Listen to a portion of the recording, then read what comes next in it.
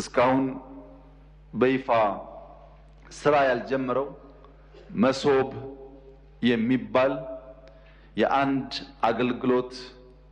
የአንድ መስኮት አገልግሎት የስራ ጅማሮ በሲቪል ሰርቪስ እና በፕላን ኮሚሽን ሌሎች ተቋማት ያሉበት ሰፋፊ ስራዎች እየተሰሩ ነው ያሉት።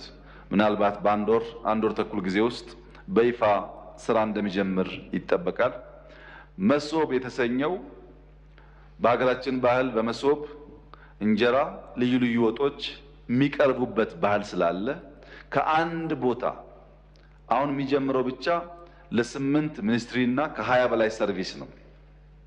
ቀስ ቀስ እያለ ሁሉ ሚኒስትሪዎች ከአንድ ቦታ ሰርቪስ ፕሮቫይድ ማድረግ እንዲችሉ የሚያስችል ስለሆነ ሰው ንግድ ፍቃድ ለማውጣት ንግድ ሚኒስቴር፣ ገቢ ለመክፈል ገቢዎች፣ ብር ለማውጣት ባንክ መሄዱ ቀርቶ ከአንድ አካባቢ የሚፈልገውን ሰርቪስ ለማግኘት እድል የሚሰጥ በብዙ ሀገራት ስናየው ስንቀናበት የነበረ በሀገራችን ሲስተሙ በልጆቻችን ተገንብቶ ቦታ ተዘጋጅቶ ስልጠና ተሰጥቶ ስራ ለመጀመር በዝግጅት ላይ ያለ ሲሆን ይህ ስራ ሲጠናቀቅ የተከበሩ የምክር ቤት አባላት እንደሚያዩት እንደሚደግፉት ተስፋ አለኝ። ለመላው የኢትዮጵያ ሕዝብ ትልቅ ምስራች ነው።